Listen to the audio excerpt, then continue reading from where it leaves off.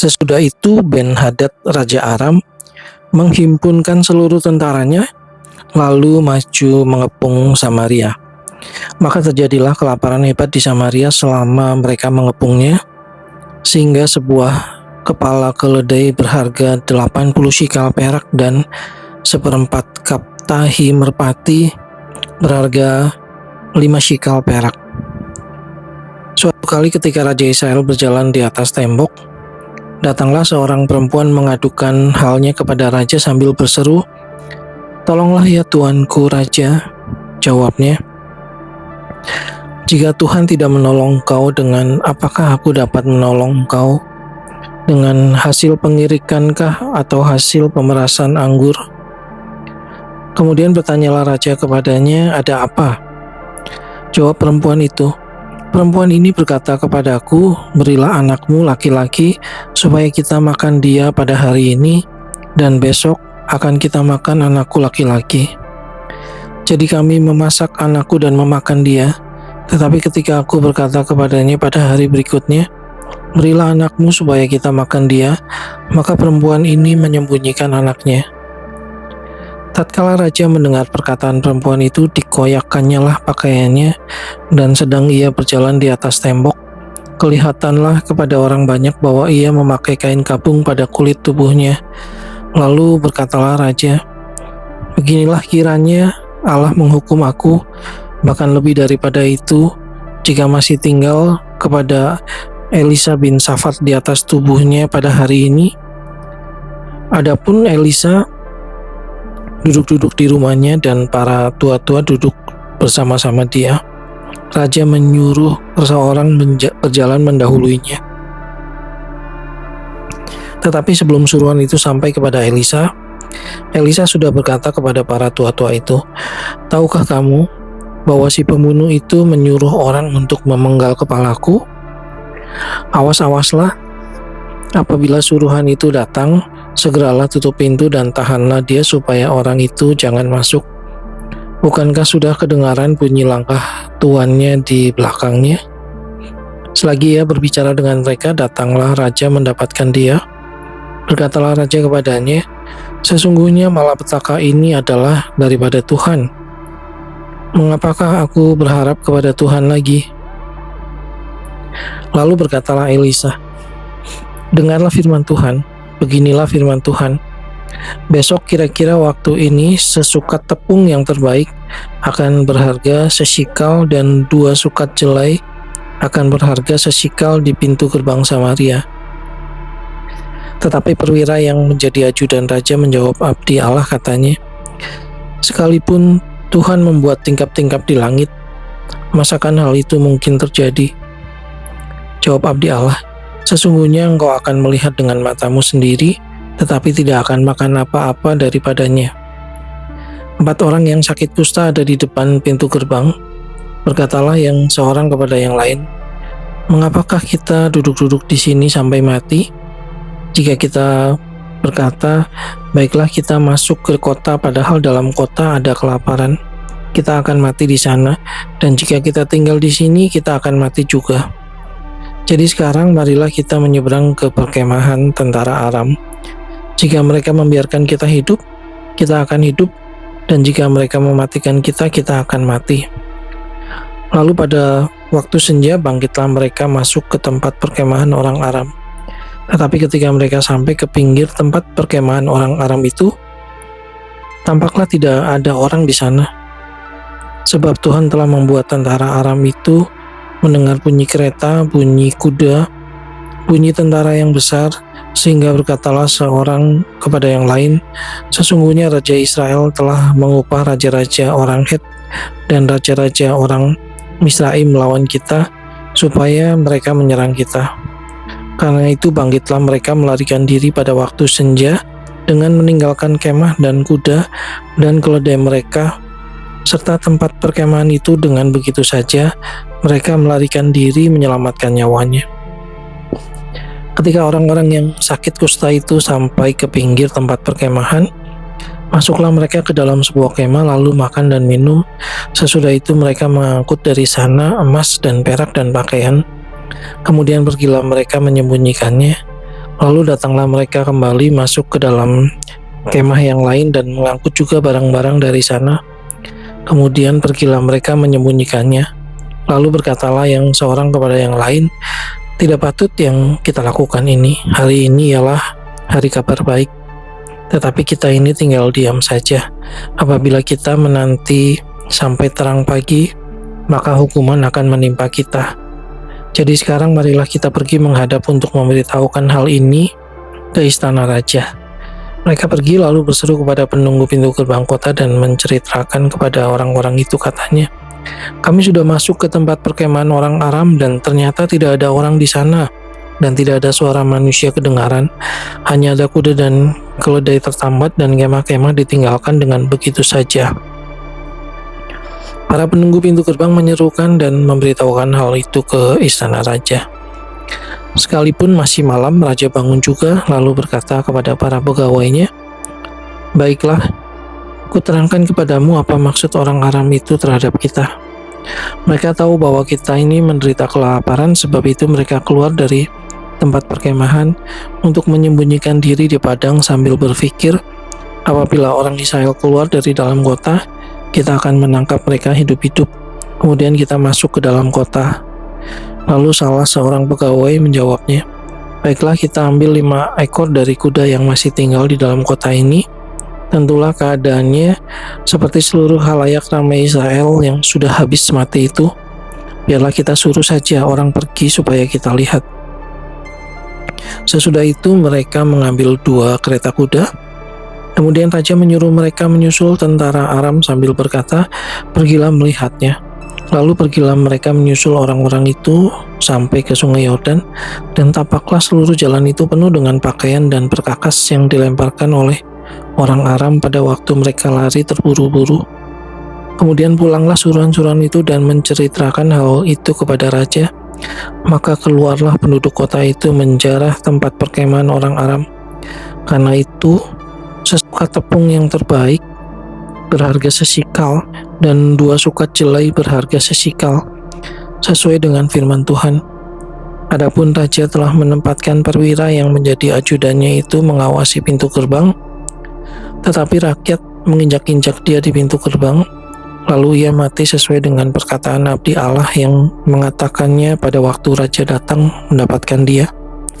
Dan terjadi juga seperti yang dikatakan abdi Allah itu kepada raja, 2 sukat jelai akan berharga sesikal dan sesukat tepung yang terbaik akan berharga sesikal.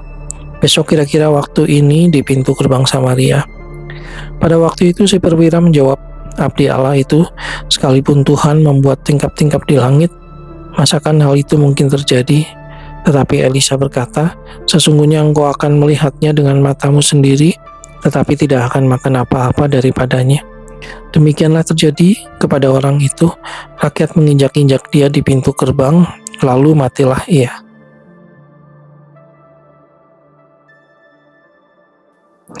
Elisa telah berbicara kepada perempuan yang anaknya dihidupkannya kembali, katanya, "Berkemaslah dan pergilah bersama-sama dengan keluargamu, dan tinggallah di mana saja engkau dapat menetap sebagai pendatang, sebab Tuhan telah mendatangkan kelaparan yang pasti menimpa negeri ini 7 tahun lamanya."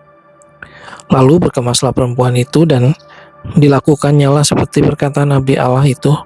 Ia pergi bersama-sama dengan keluarganya, lalu tinggal menetap sebagai pendatang di negeri orang Filistin 7 tahun lamanya. Dan setelah lewat ke-7 tahun itu, pulanglah perempuan itu dari negeri orang Filistin. Kemudian ia pergi mengadukan perihal rumahnya dan ladangnya kepada raja. Raja sedang berbicara dengan Gehasi, bujang abdi Allah itu, katanya, "Cobalah ceritakan kepadaku tentang segala perbuatan besar yang dilakukan Elisa." Sedang ia menceritakan kepada raja tentang Elisa menghidupkan anak yang sudah mati itu, tampaklah perempuan yang anaknya dihidupkan itu datang mengadukan perihal rumahnya dan ladangnya kepada raja. Lalu berkatalah Gehasi, "Ya tuanku raja, inilah perempuan itu, dan inilah anaknya yang dihidupkan Elisa." Lalu raja bertanya-tanya dan perempuan itu menceritakan semuanya kepadanya. Kemudian raja menugaskan seorang pegawai istana menyertai perempuan itu dengan pesan, "Pulangkanlah segala miliknya dan segala hasil ladang itu sejak ia meninggalkan negeri ini sampai sekarang." Elisa masuk ke Damsyik dan pada waktu itu Ben-Hadad Raja Aram sedang sakit.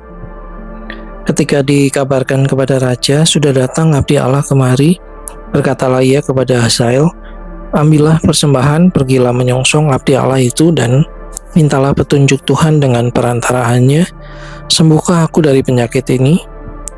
Lalu pergilah Hazael menyongsong dia, diambilnyalah persembahan berupa segala barang yang indah-indah dari Damsyik, sebanyak muatan 40 ekor unta.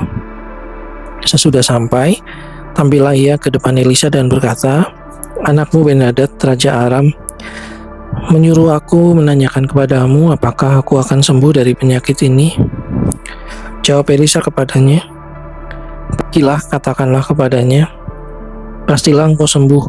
Namun demikian, Tuhan telah memperlihatkan kepadaku bahwa ia pasti mati dibunuh." Elisa menatap dengan lama ke depan, lalu menangislah abdi Allah itu. Hazael berkata, "Mengapa Tuanku menangis?" Jawab Elisa, "Sebab aku tahu bagaimana malapetaka yang akan kau lakukan kepada orang Israel. Kotanya yang berkubu akan kau campakkan ke dalam api, turunannya akan kau bunuh dengan pedang, bayinya akan kau remukkan, dan perempuannya yang mengandung akan kau belah." Sesudah itu berkatalah Hazael, "Tetapi apakah hambamu ini yang tidak lain dari anjing saja, sehingga ia dapat melakukan hal sehebat itu?" Jawab Elisa, "Tuhan telah memperlihatkan kepadaku bahwa engkau akan menjadi raja atas Aram." Lalu ia pergi dan meninggalkan Elisa, dan setelah ia sampai kepada tuannya, berkatalah raja kepadanya, "Apakah dikatakan Elisa kepadamu?" Jawabnya, "Ia berkata kepadaku bahwa pastilah engkau sembuh." Tetapi keesokan harinya ia mengambil sehelai selimut yang telah dicelupkannya ke dalam air dan membentangkannya ke atas muka raja. Jadi matilah raja dan Hazael menjadi raja menggantikan dia. Dalam tahun kelima zaman Yoram, anak Ahab Raja Israel, pada waktu itu Yosafat adalah Raja Yehuda. Yoram, anak Yosafat Raja Yehuda, menjadi raja. Ia berumur 32 tahun pada waktu ia menjadi raja, dan 8 tahun lamanya ia memerintah di Yerusalem. Ia hidup menurut kelakuan raja-raja Israel seperti yang dilakukan keluarga Ahab, sebab yang menjadi istrinya adalah anak Ahab. Ia melakukan apa yang jahat di mata Tuhan. Namun demikian Tuhan tidak mau memusnahkan Yehuda oleh karena Daud hambanya, sesuai dengan yang dijanjikannya kepada Daud, bahwa ia hendak memberikan keturunan kepadanya dan kepada anak-anaknya untuk selama-lamanya. Pada zamannya memberontaklah Edom dan melepaskan diri dari kekuasaan Yehuda, dan mereka mengangkat seorang raja atas mereka sendiri. Maka majulah Yoram ke Zair bersama-sama dengan seluruh keretanya. Pada waktu malam bangunlah ia, lalu bersama-sama dengan para panglima pasukan kereta, ia menerobos barisan orang Edom yang mengepung dia. Tetapi rakyatnya melarikan diri pulang ke kemahnya. Demikianlah Edom memberontak dan terlepas dari kekuasaan Yehuda sampai sekarang ini. Lalu Libna pun memberontak pada masa itu juga. Selebihnya dari riwayat Yoram dan segala yang dilakukannya, bukankah semuanya itu tertulis dalam kitab sejarah raja-raja Yehuda? Kemudian Yoram mendapat perhentian bersama-sama dengan nenek moyangnya, dan ia dikuburkan di samping nenek moyangnya di kota Daud. Maka Ahazia anaknya menjadi raja menggantikan dia. Dalam tahun ke-12 zaman Yoram, anak Ahab Raja Israel, Ahazia anak Yoram Raja Yehuda menjadi raja. Ia berumur 22 tahun pada waktu ia menjadi raja, dan setahun lamanya ia memerintah di Yerusalem. Nama ibunya ialah Atalia, cucu Omri Raja Israel. Ia hidup menurut kelakuan keluarga Ahab dan ia melakukan apa yang jahat di mata Tuhan, sama seperti keluarga Ahab, sebab ia adalah seorang menantu dari keluarga itu.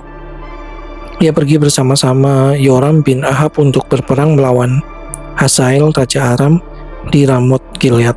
Tetapi orang-orang Aram melukai Yoram.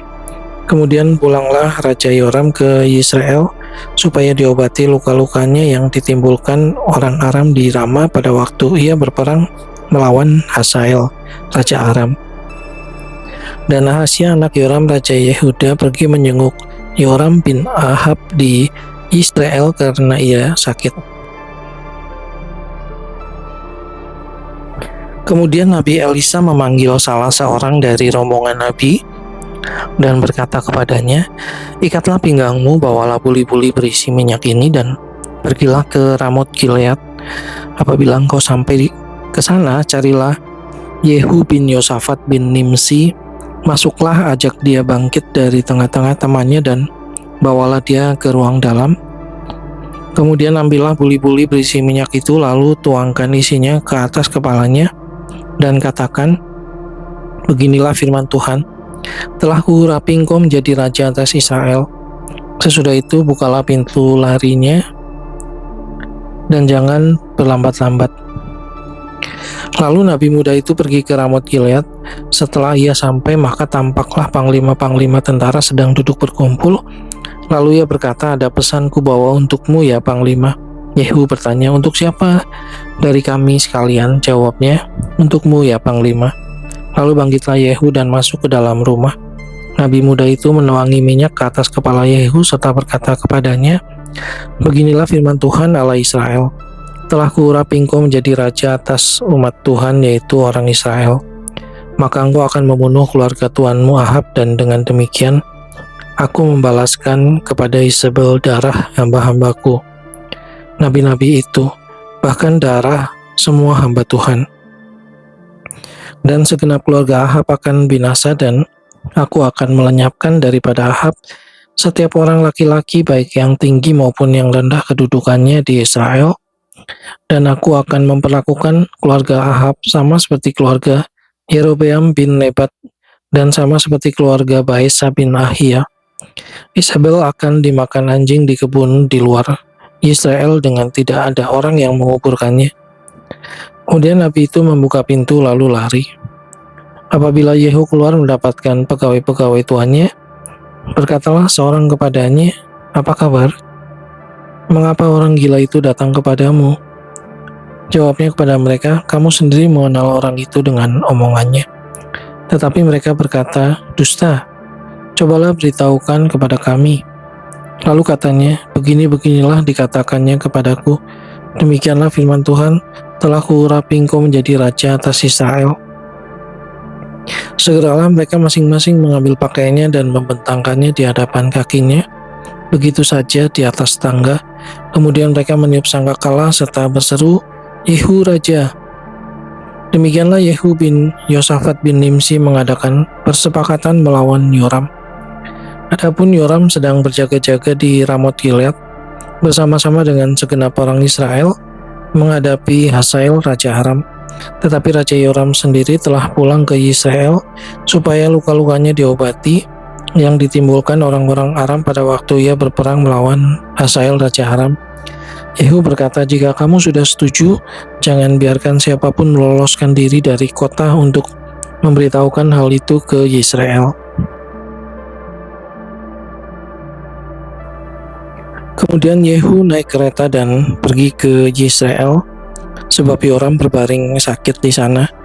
Juga Ahasya Raja Yehuda datang menjenguk Yoram. Ketika penjaga yang sedang berdiri di atas menara di Israel melihat pasukan Yehu datang, berserulah ia, "Ada kulihat suatu pasukan." Berkatalah Yoram, "Ambillah seorang penunggang kuda, suruhlah ia menemui mereka serta menanyakan, apakah ini kabar damai?" Lalu pergilah penunggang kuda itu untuk menemuinya dan berkata, "Beginilah tanya raja, apakah ini kabar damai?" Jawab Yehu, "Damai, bukan urusanmu.